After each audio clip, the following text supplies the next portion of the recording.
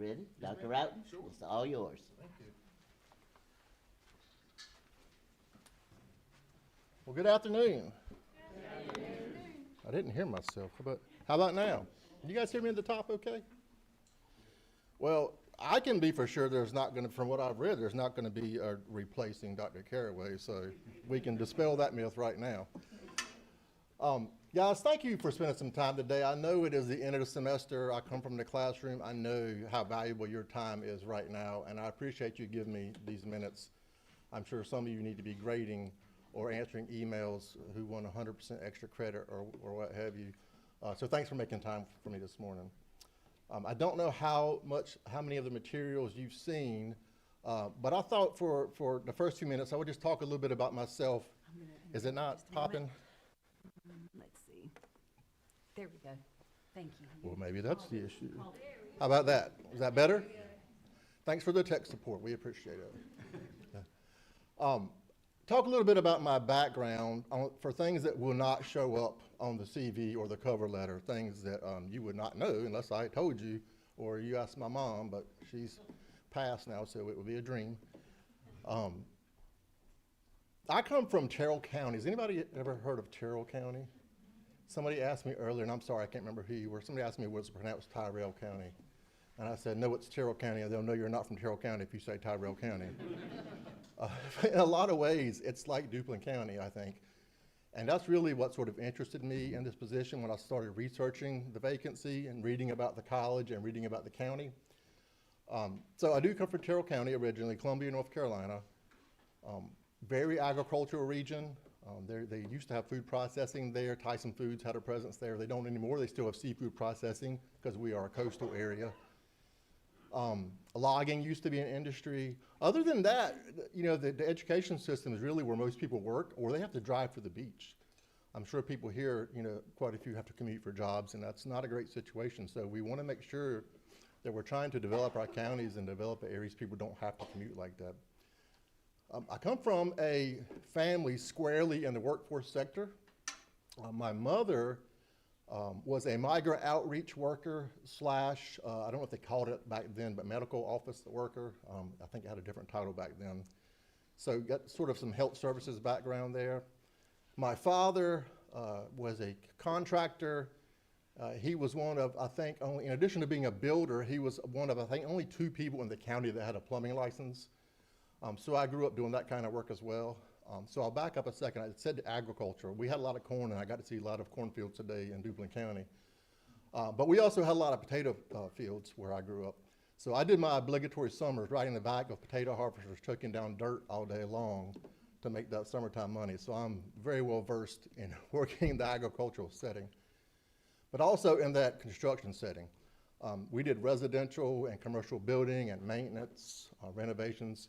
So not that I would ever want to do it now in my position, but I could build a house, you know, I could do from the footer to the shingles, I could put it together, but I don't want to, not anymore. So have that background as well. My family is also really tied, has a lot of ties to community colleges. My mother had to get some continuing education credits to get her job in the health sciences or the health services field. Was not curriculum at the time, didn't need it. So she went to actually college with the Alamo Edenton's campus. We have 4 campuses, and Edenton was the closest one at that time to where I lived in Columbia. She actually took a course that looked like Sanskrit. Does anybody remember stenography when stenography was a thing? Yeah. She actually took courses in stenography to be able to get that job. So she had that background. My dad, as a licensed plumber, every year or so, I forget how often it was back then, I think it's changed since then, had to get continuing education credits to renew his plumbing license. And there was nowhere in our area to get it, so he would drive to Wake Tech, stay up there for the weekend from Columbia, North Carolina, before there were bypasses back in to get his credits. So he has that connection. Then I also have a connection beyond just working at it. After high school, I went to school science and math for high school. After that, I went to UNC Chapel Hill for my undergrad and got to UNC Chapel Hill and had just tons of ability and zero maturity. So I can relate to a lot of our students. I was not quite ready that first year for college. So they politely invited me to go back home. My dad was not happy. My dad never pushed me to go to college. My dad pushed me to finish what you started. So he was not happy for that reason. But I went to Martin Community College to get my satisfactory academic progress back up. And that is what enabled me to get back in college. And riding around with Dennis this morning, I found at least some folks here went to NC State too, so I'll let you know I also went to NC State for my master's degree. So if you are a competitor of either of those, I feel your pain. So my family does have that connection to workforce and to community college system. Even my son, I'm a single father and raised my son, and I'm glad to say that he is quite successful now. He is engaged. They're buying a house. He's been working for an electrical contracting company for several years now, and he hopes to become an electrician. But when he was in high school, he was a dual enrolled student at College of the Albemarle. The first year, he took a slate of college transfer courses because I thought he was going to go to Carolina, follow my footsteps, because that's what I talked about. But when I started to listen to him, that's not what he wanted to do. He actually wanted to do something working with his hands. And he really wanted to go into electrical work. COA did not have that program at that time due to a low enrollment. It was sort of on a hiatus. So he took machining. He enjoyed that. He actually got 2 certificates and a diploma in his time at COA. And now works at the electrical company, or the electrical contractor, I keep saying company. Because some of those trade skills are universal and they do transfer, and that's what kind of enabled him to get that job where he is now. So that's some of that background. Just really quickly a little bit, because I'm getting short of time, on the career stuff that may not show up. So I was in the classroom for half my career, about 12, 13 years. I was an English teacher. Normally I would be pacing back and forth talking to you guys, but I tweaked my ankle at Saks this past weekend, fighting somebody to try to get some hot chicken on Broadway. So it's a little uncomfortable. So I was in a classroom for half of my career. Then I became a department chair. Then I became a division chair. Then I became a dean. While I was a dean, I started to get noticed, good or bad, as somebody who gets results. So I'm sure none of you have ever had this experience of having to wear many hats here at the college and doing all sorts of activities that are not necessarily in your job description. But I got all sorts of things. So I was over academic support. I was over dual enrollment completely, early college and high school, and all the services that entails. In fact, we grew it so much when I was over it that they took it back to student services because I didn't have any staff to support the growth.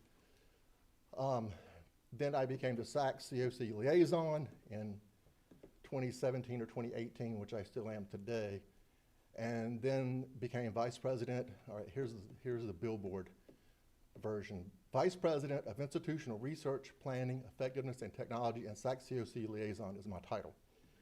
When my president introduces me to board members, he calls me the VP of Stuff. Some things that also don't show up in that title, though: I'm over grants at the college. I'm over compliance, all things compliance at the college. Technology is in the title. I am sort of loosely over professional development at the college. And the past couple of years, I've really been the person who is over our push for artificial intelligence in the classroom and out of the classroom at the college. So I think that's probably 11 minutes and 12 seconds. And I think the rest of the time is for questions. Am I correct on that? So we will open the floor to whatever questions you may have. I got a question. Yes. I'll start it off. Shy. I teach music appreciation here at James Sprunt. I'm adjunct. And early college is a great program. Some of the best students I have come through my class are early college students. But I've noticed over the years that they're getting younger and younger as they put them in my class. I've got 15-year-olds in my class now. And you mentioned the maturity level. A lot of 18-year-olds aren't mature enough to go to college. And I'm teaching, if anybody knows about operas, they're all about sex and tragedy and all kinds of stuff that may be not appropriate to be talking to 15-year-olds about. And I'm getting more and more of the early college, and some of them are just not mature enough to be in my classroom. And I don't think it's fair for the adults who are in my classroom for me to have to deal with a lot of 15-year-olds. What are your feelings on the maturity level of allowing 15-year-olds into college classrooms? So first, let me say I feel your pain. I was over arts and sciences for a number of years, and I had music, and I taught literature, same concepts, right? First, let me just say the early college students are college students. We're not going to teach special classes for one section versus another section. But you do have a valid concern. And I think the way to address that concern is primarily through counseling, or I should more properly say advising. I'm not sure what the dual enrollment model here is at James Sprunt, but we have early college liaisons that work at each of our high schools. We have 7 districts we work with. We have 7 counties. And so we have assigned liaisons who work with those advisors in those high schools. And we have worked really hard to build relationships with those high schools and to communicate with them, and especially with the advisors for those kinds of issues, to answer questions on scheduling, to make suggestions on scheduling, even to build a cohort schedule model for students, say, who come from X high school who have a certain bell schedule, who are going to be arriving at a certain time to sort of take classes together, which then makes it easier to sort of advise en masse. So I don't know if there is a magic bullet answer to your question, but it definitely starts with communication and information, because you can't deny the class to the student, right? That's just not possible. But if you let them know, and if you let possibly their parents know what some of the content is, that decision might be taken out of your hands by the parents if they have some of those concerns. So I don't know if that answers your question, but that's what I got for you today. No, that's great, thank you. Yes, ma'am. My name is Vanessa Watkins, SGA president. So in the first 5 years, what would you focus on? Of course, I'm sure you've done your research on James Sprunt and the things that they offer. And what is it that you would focus on? What programs and all of that, what would you want to add additional funding or cutbacks, or what is your main focus when you start?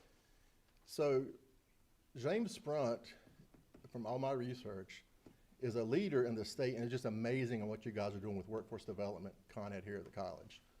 The growth in that area has been astronomical compared to other colleges.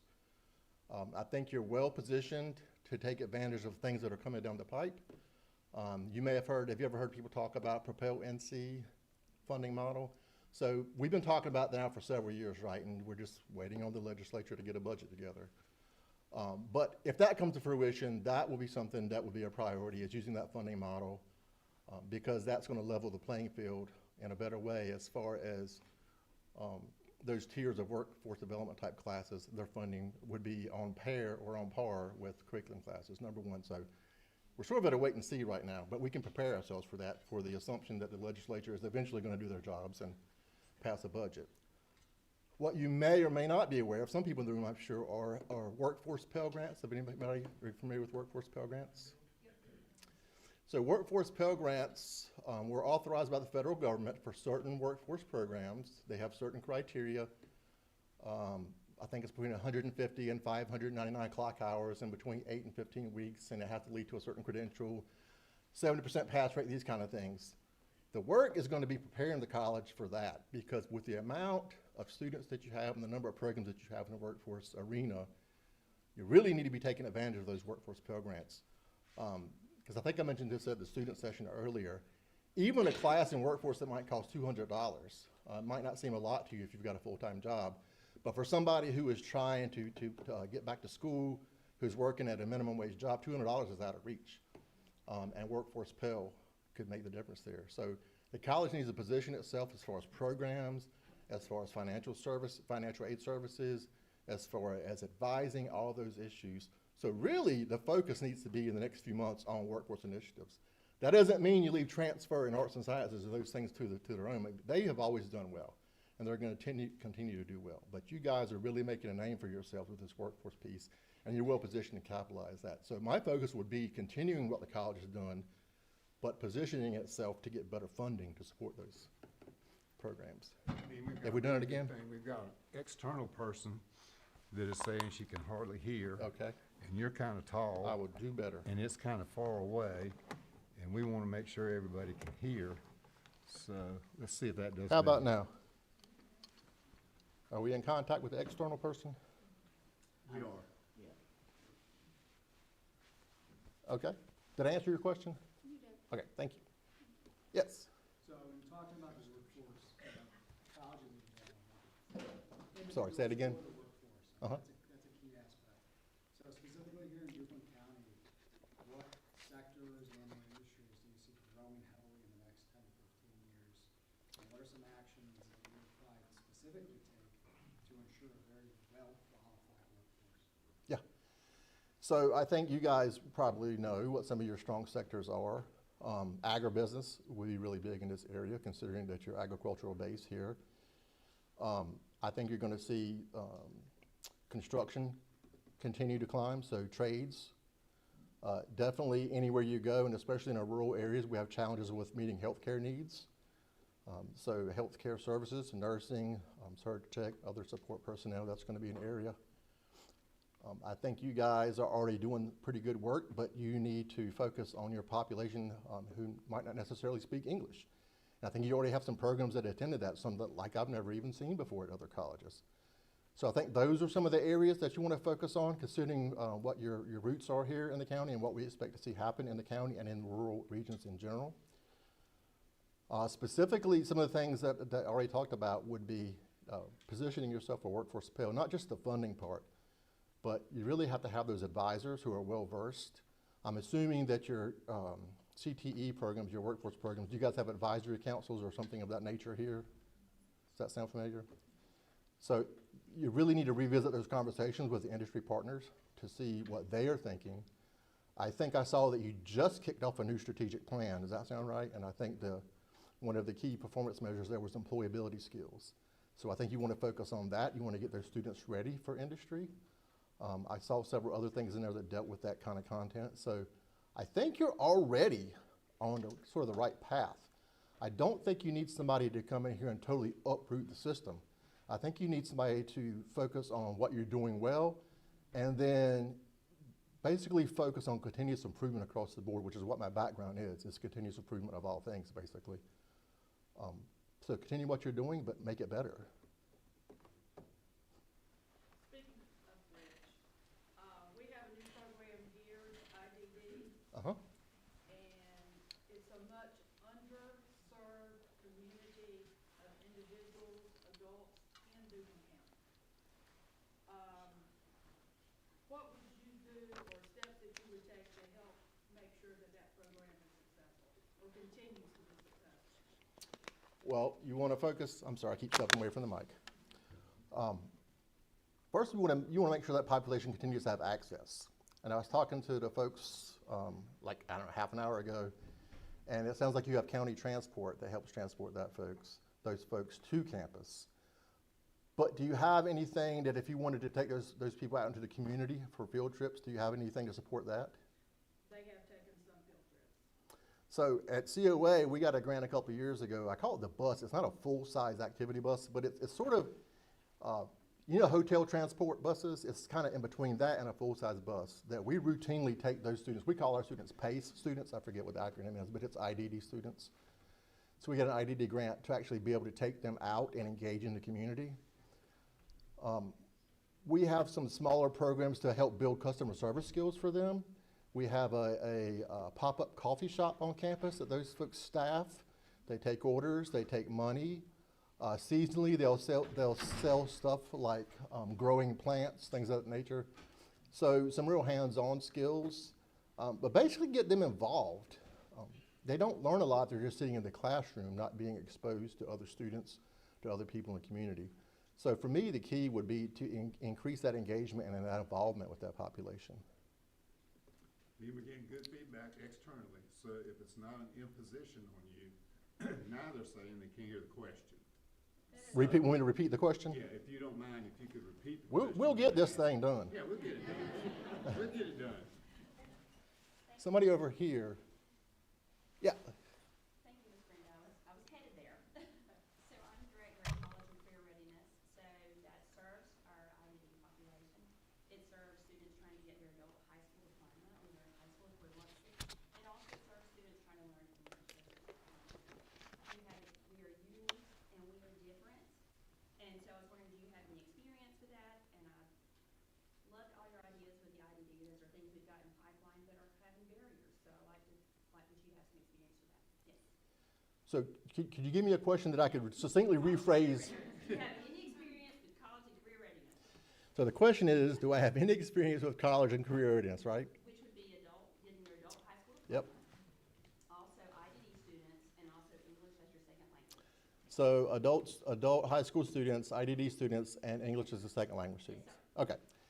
So I have not directly supervised that area, if that's what you're asking. But I am the continuous improvement person again, so all things strategic planning, all things metric at the college I deal with, and I work with people on continuous improvement plans for all the departments. And you probably know that there is a measure called basic skills measure, even though we don't call it basic skills anymore. The state calls it basic skills on this webpage, and they call it career and college readiness on this webpage, so we know what a headache that is, right? So that is a tough one because they're not quite ready for college. That's the whole purpose of getting them ready. But I always liked, and I don't know if we still call it this, the Basic Skills Plus model, where they are taking those sort of classes, but then they are also taking classes that they might meet the prerequisites for that are curriculum level classes. They kind of renamed that IETs now. IETs, well, thank you for that, because I did not know that. That's great. So that's always been a good program, I think. ESL is a challenge, especially in our area. ESL population is the reason that our basic skills measure went down, because we also have, well, not the significant level of population that you all have for ESL students, but we still have a significant population at our beach counties because they work in the tourism industry.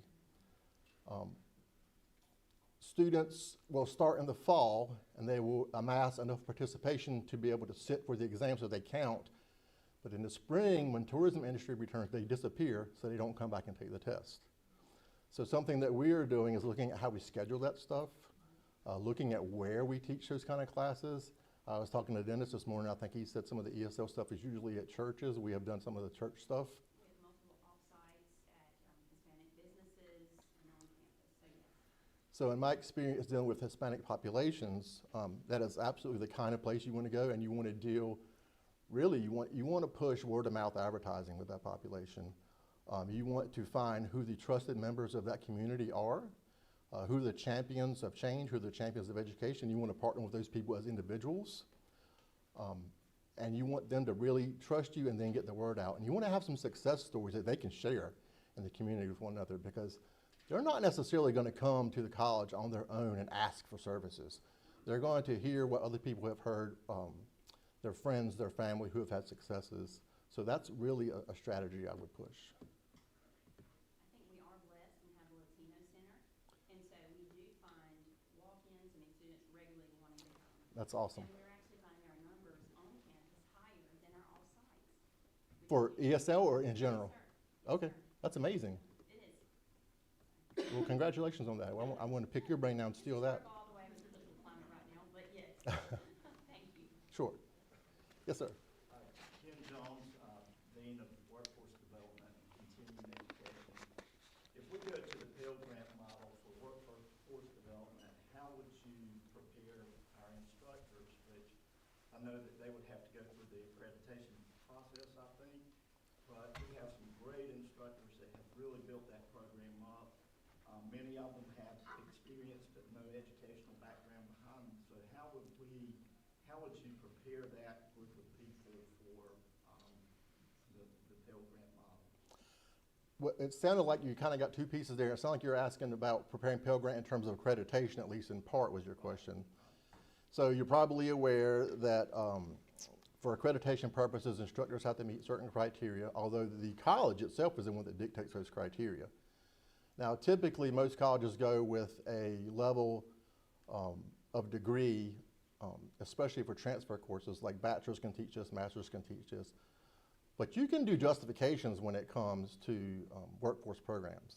So I think what you're alluding to is the fact that if we do crosswalks, which is going to be required that if you do workforce Pell, the workforce classes will give you credit towards curriculum classes, which means then that person teaching both classes has to still be credentialed to be qualified to teach that. But there are ways beyond just educational level to justify that. Years of experience, competency-based education, credential certifications. So really that would be an individual basis to see where each person is. Certainly you want to do some internal professional development just so they know what's going on, so they know what the expectations are. But I don't think there would be a reason to have some rampant fear that the college is not going to use me anymore because I don't have an associate's degree in electrical or whatever the case may be. Because there are other ways to demonstrate proficiency in the classroom. Yes, ma'am. Since you mentioned rampant fear, I find that one of Dr. Caraway's strongest assets, and I think most people would agree, is his ability to build rapport with employees at every level. What would your approach to that be to continue a relationship of trust among staff, faculty, and employees in uncertain changes? So obviously you can address crowds like this, right? How much does that do to build trust? I don't know. You come away with your takeaways and you go out in the hall and, well, did you hear when he said such and such? And I don't know about, that's probably not the answer. My strategy has always been, first of all, my focus has always been relationships. And my strategy for building relationships, and I think I said this in something else this morning, is one conversation at a time. I mean, from my background, I'm just as comfortable in the boardroom as I am on a job site. I can speak either language. People have never, in my estimation, and if they have, they haven't told me, so felt uncomfortable talking to me, or at least I've never heard that, because you know how things get around, even if it's not directly from that person. But that one conversation at a time model, building that relationship, and there has to be trust in there. You have to feel like when we do have that conversation that I'm going to have some integrity and hold things that we say in confidence. Now, if you tell me something, that seems like it might be injurious to yourself, of course I have a duty to report that, right? But everyday stuff, you need to be able to know that you can believe that I'm going to hold your conversation in confidence. So really, that's a grassroots issue for me, one conversation at a time.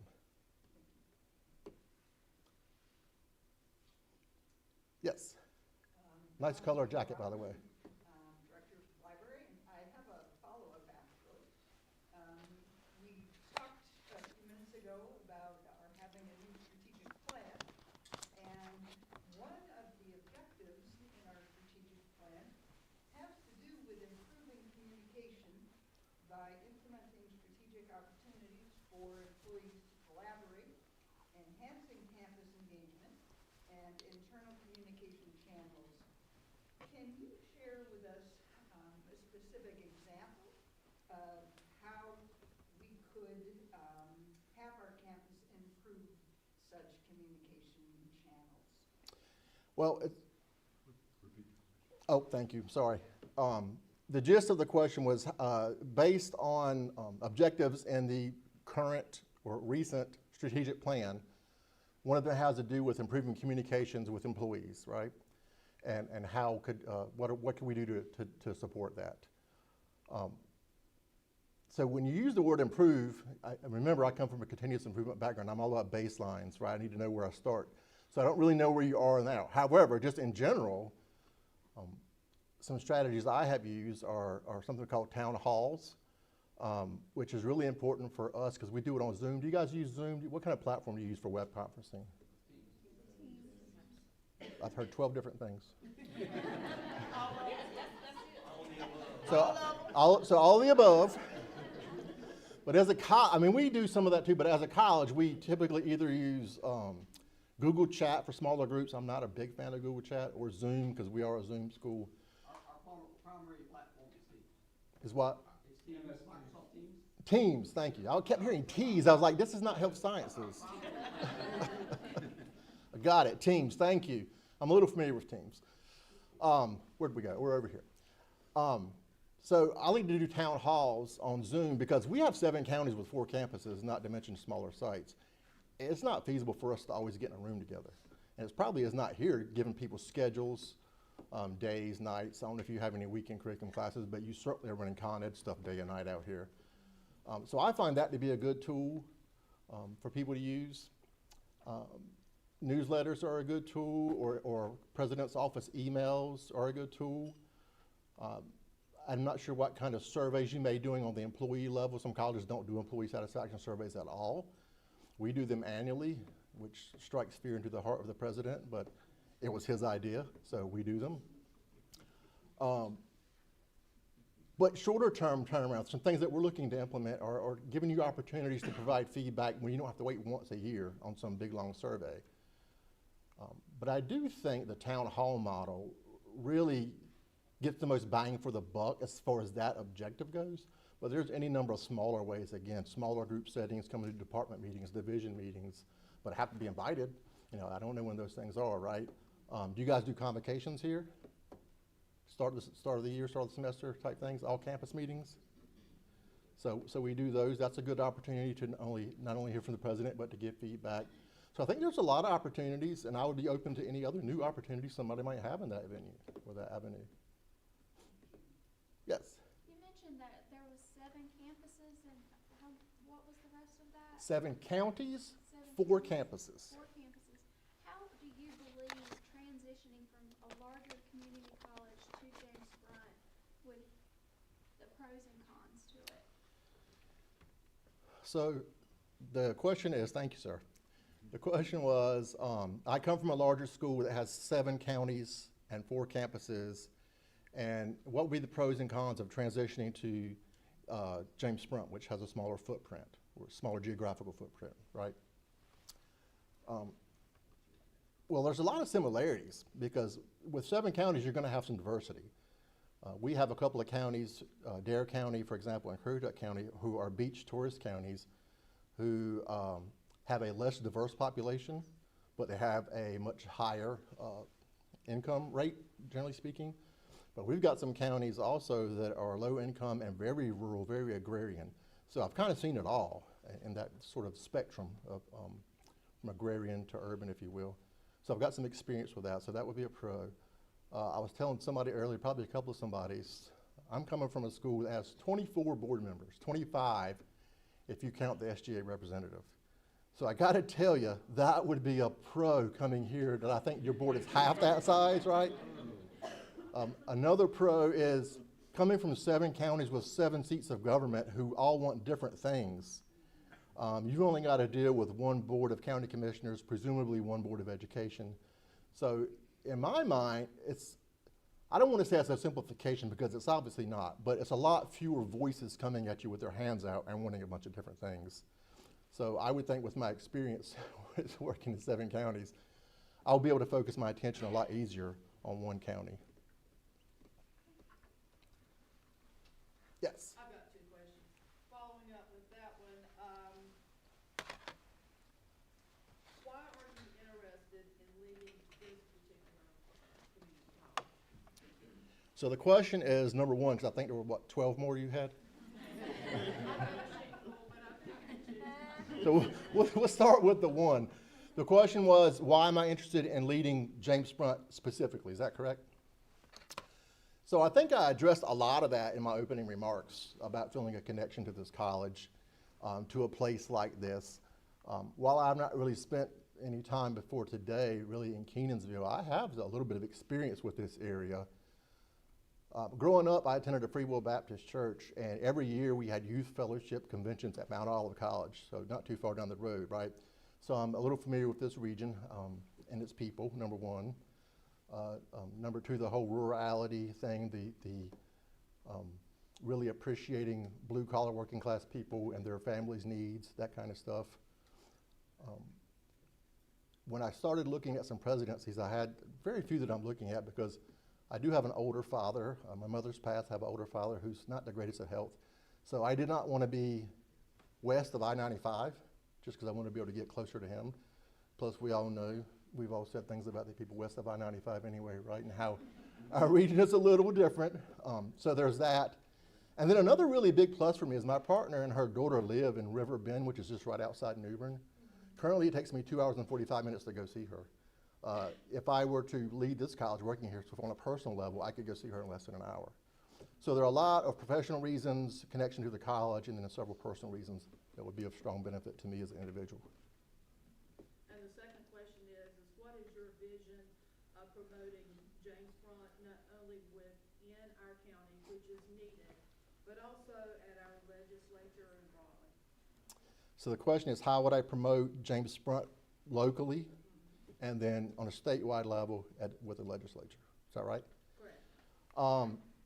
Locally, it's going to be, again, those one-on-one conversations, whoever I was talking to earlier about that, I think. So the board members can be instrumental in that part. I was reading some of the information about board members, what I could find online. And you do have some people on your board who have experience in industry or education system in this area. And those folks can help open doors to get me in to see people, to speak to those people. And again, once I get the door open, then I can have those one-on-one conversations and sort of do some relationship building. I'm well experienced. The president where I am currently very often sends me to do things in his stead because he has to be places, because 7 counties, you can't be everywhere. So I have experience standing in for him at board meetings, at county commissioners meetings, at economic development council meetings. So I've done all those things locally as well. On a larger stage, maybe not so much in Raleigh yet, but for example, I've accompanied board members to economic workforce development retreat in Washington, D.C., where people from North Carolina all over came, so I went in his stead there. I think you have to be the squeaky wheel when you're a small school and you're from a rural school. But I think you have to think regionally too. You make allies with other schools, which is something that we've tried to do at COA. You don't want to make enemies of your neighbors. There are other regional schools in your area to partner with on any variety of initiatives, including building that unifying voice when you get to Raleigh. So I think that would be one of my strategies. Sure. Yes, ma'am.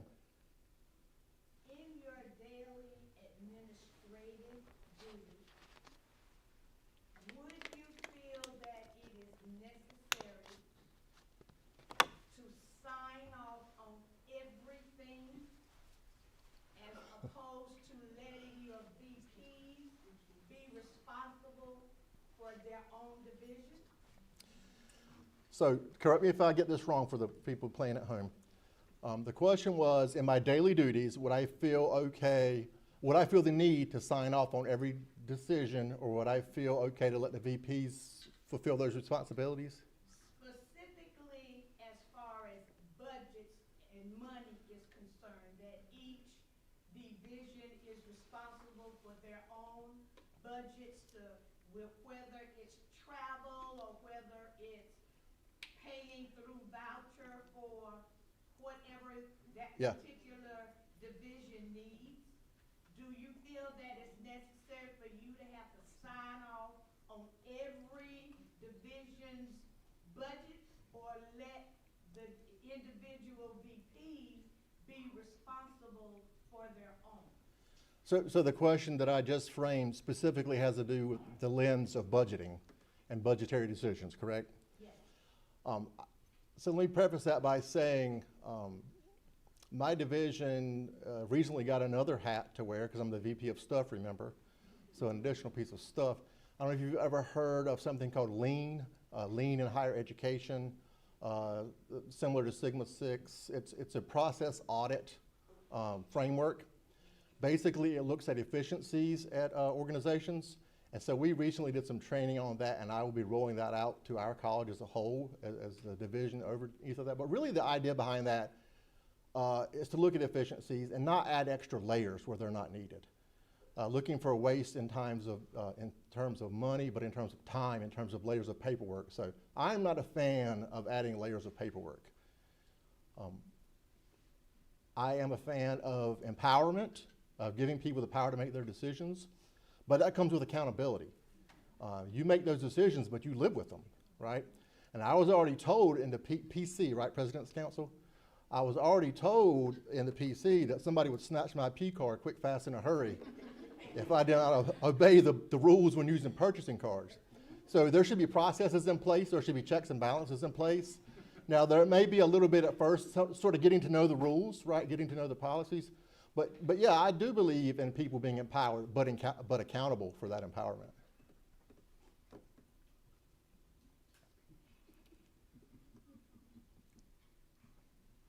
Yes, you're on this today, aren't you? Well, I mean, I have a lot of questions. You might be the only student voice in here, so. Well, probably. I am on the SGA, and I represent the Eastern Division in General Statute 115. And so during that time, I'm not sure if you're familiar with that, but there's some issues with the Student Government Association president serving on the Board of Trustees at a local and state level. Mm-hmm. How would you implement that a student voice is still heard? You mean that a local student voice is still heard at the state level? Is that what you're asking? Is General Statute 115 is trying to, it's at the president's discretion and the Board of Trustees' discretion whether or not the Student Government Association president serves on the Board of Trustees. So, with this general statute that I am a part of for the Eastern Division, what are your opinions of a student's voice? So I will be honest with you, I'm not familiar with that Now, General Statute 115 is all about community colleges in general, but there are different subsections, right? So I'm not familiar with that piece. So are you saying, I'm sorry, the question was, let me back up a second. Dr. Boham is keeping me honest over here. That's his job, that's why y'all paying him. The question was, there's a state statute, right, that allows or disallows? It is wanting to change, the SGA president to serve on the board. And right now, it's at the whatever community college's discretion whether or not the Student Government Association president serves. Serves on the local board. So the question is about a statute that is proposing to change current legislation, which the community college has a discretion for the SGA president to be a member of the local board of trustees. What she's saying is in 2027, the ex officio members of the state board will disappear. And so they'll no longer be ex officio, like the treasurer, lieutenant governor, that sort of, will no longer be on the state board. The SGA person is an ex officio person. So when those go, the student position will go off the state board. Off the state board. But there's nothing changing off of the local board, is that correct? From my understanding, it is affecting a couple of colleges in North Carolina where the SGA president is not able to serve. So my main ideal question is, what are your opinions of an SGA president serving on the board? Serving on the state board? Because there's two boards, I want to make sure I'm answering the right question. Well, I'm hoping to also run for the state board as well, but right now I'm on the local. So I don't want to give you a quick glib answer, having not researched that statute, right? But to your question about my opinion, I will say I'm not in favor of things that disenfranchise student voices ever. Now we do have rules for a reason, right? So I'm not sure of the details of this statute or the reasoning behind it. But just objectively speaking, I am in favor of students maintaining voices both locally and at the state level. And I feel if James Sprunt has a local voice at the state level, that's great for James Sprunt. So I can't really answer your question in detail without knowing the details of that statute.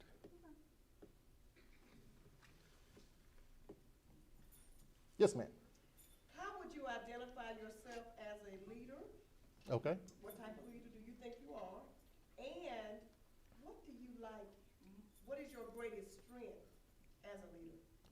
So the question is, how would I identify myself as a leader, and what is my greatest strength as a leader? Yes, sir. I will not go into PhD level leadership theory with you here today. I'm sure you are really upset about that. In general, though, a quick answer, I'm a situational leader. I don't believe one size fits all. In general, I prefer consensus building because consensus building helps you achieve buy-in. Buy-in leads to empowerment. Empowerment leads to accountability that we talked about earlier. There are times when presidents do have to make decisions without input, be it of an emergency nature or what have you, usually time related. So, and I'm capable of making those decisions. But generally I am a consensus builder. I'm also what might be referred to as a servant leader, I think, in that I try to develop my staff. I always tell people as I've come up the ranks, part of my job is to build you to be able to replace me when I'm gone somewhere else eventually, or when I retire, what the case may be. So I am big on professional development, mentoring. I'm part of actually finishing up, I don't know if you're familiar with Inside Track, but I am part of Inside Track. It's usually for Inside Track is for students, which you're probably aware, but there is an Inside Track Coaching for Leadership program that's 10 months long. So I'm finishing up that this month. So I am big about coaching folks up and helping them develop. And I'm not sure I answered all the pieces of your question. Well, your strengths sound like My strengths, okay. I would think, I like to think so. You could ask my people, and I think they would say yes. I can tell you this, whenever there's been any talk about reorganization and moving pieces of my division to somewhere else that might fit better, there's been open rebellion. Like, we're not having it, we're not leaving Dr. Roughton, so it's not because I bribed them much.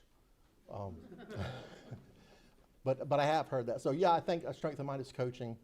I think a strength of mine is listening, not jumping to conclusions, hearing all sides of the story.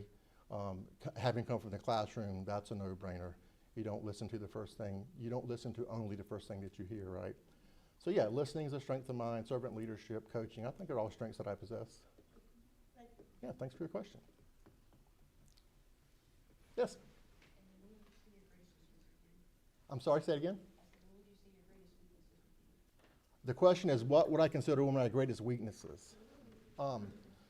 Well, you can look at me and tell I don't have any weaknesses whatsoever, right? I mean, come on. I would say, to be fair, and I have worked on this, but I don't want to necessarily work on it completely. Maybe I don't delegate as much as I could.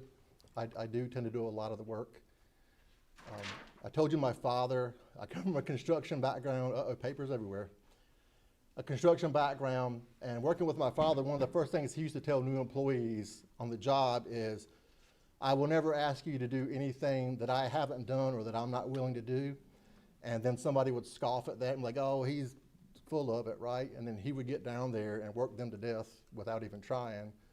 I don't know if you've ever heard the phrase show and prove. That's kind of my mentality is I want to work alongside you guys. But there are times when president has to be places, right? So I probably can work a little bit more on delegating, though not delegate everything, obviously. So. Yes? So I'm Morgan Smith. I'm the Career and College Promise Liaison here. Okay.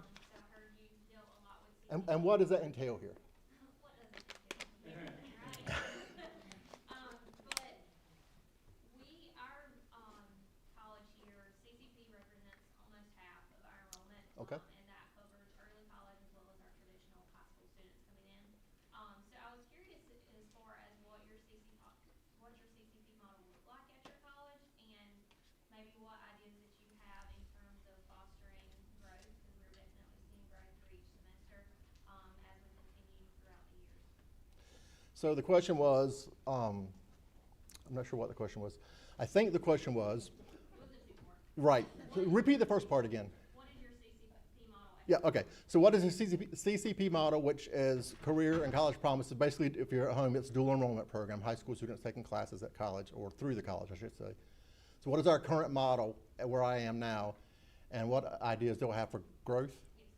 So the current model is we're also at 50%.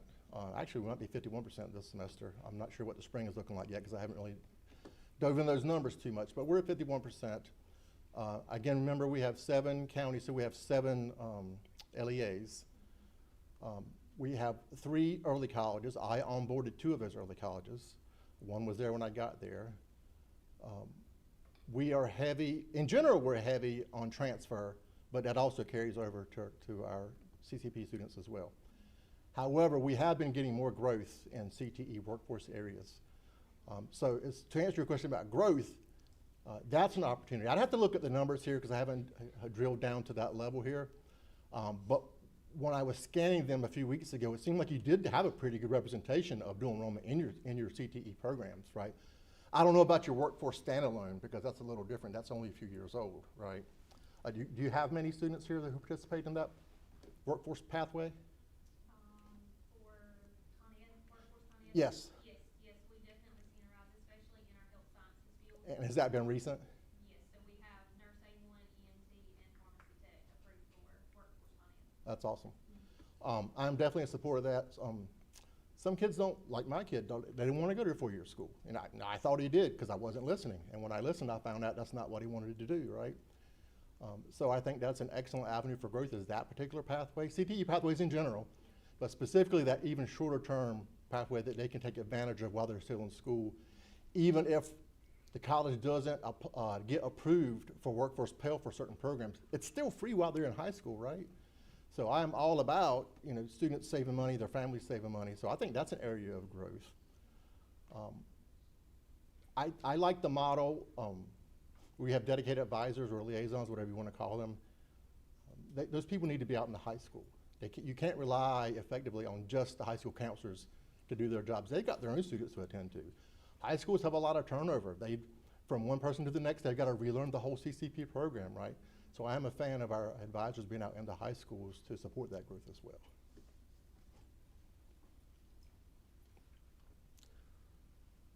Y'all killing me. Hand over here. Yeah. My name is Ashley Morrell. I would like to know how you feel about continuing education. Our continuing education department is large. We are phenomenal, to say the least. How would you help us to continue to grow? So the question is framed by the continuing education, James Sprunt, is fairly large. Did I got that right? And then how would I help you to continue to grow? I think I've probably already touched on that a little bit because you got to have resources. It's, I can't remember if I said it to this group, so I apologize if I'm repeating myself.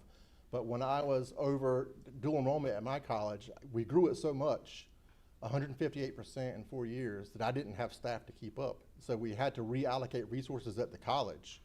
And that may be something the college has to do here. Workforce Pell certainly can bring in some funding. Grant funding is certainly an option. I'm heavily involved in grants. In fact, we just submitted a FIPSI Workforce Pell Readiness Grant that was announced in the middle of November and closed on December 3rd because the government shutdown prevented them from announcing it. So we had a whopping 3 weeks to get ready for this huge federal grant. And because of my experience with artificial intelligence, we were able to crank it out, turn around, and have a very nice, strong case to request $4 million over 4 years to support workforce. So you got to have resources, whether that's external grant funding, whether that's reallocating what we're doing here at the college, because if your population is shifting from curriculum to Con Ed, all things have to be on the table. You have to look at the direction the college is going and make the best decisions you can with the resources you have. Sure.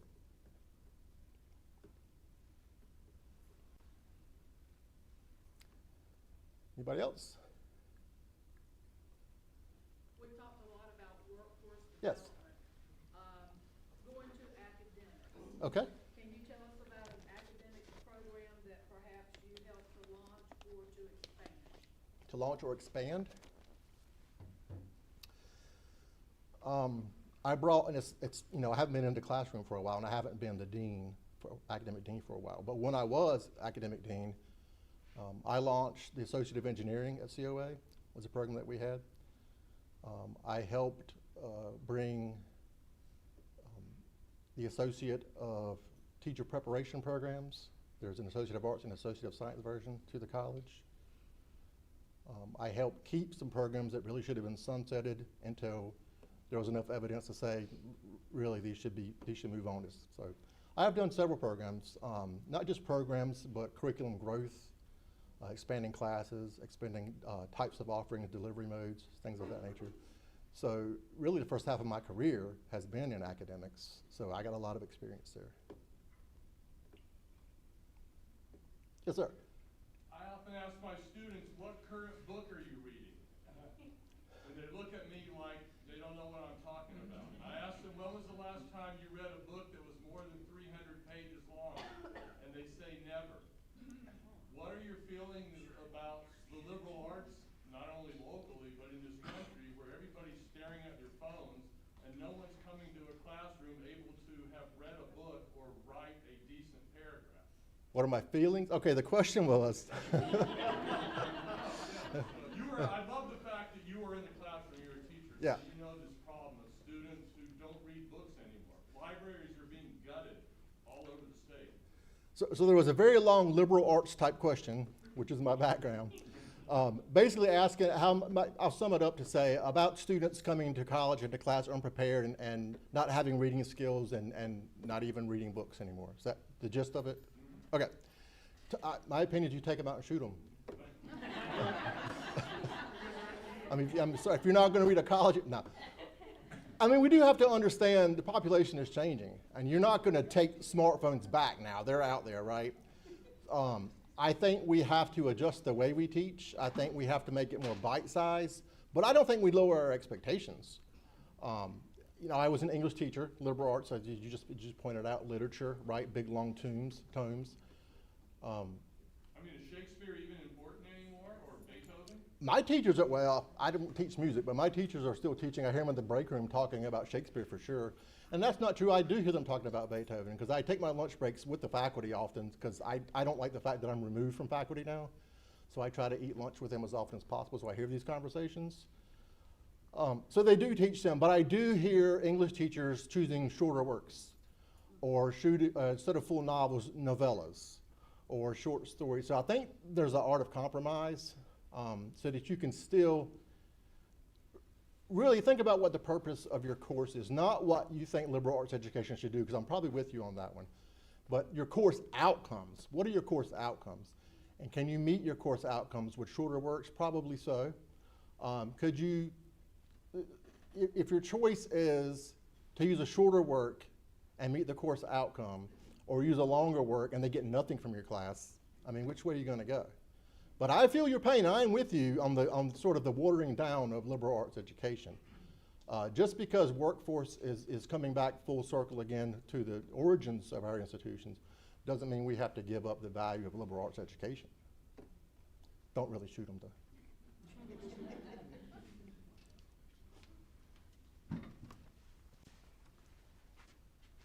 Just so that we can stay on track, you've got time for one more question, and then that'll be it. But thank you for your participation. If y'all might storm out of here and run over me, I'll say it now. It is mid-December.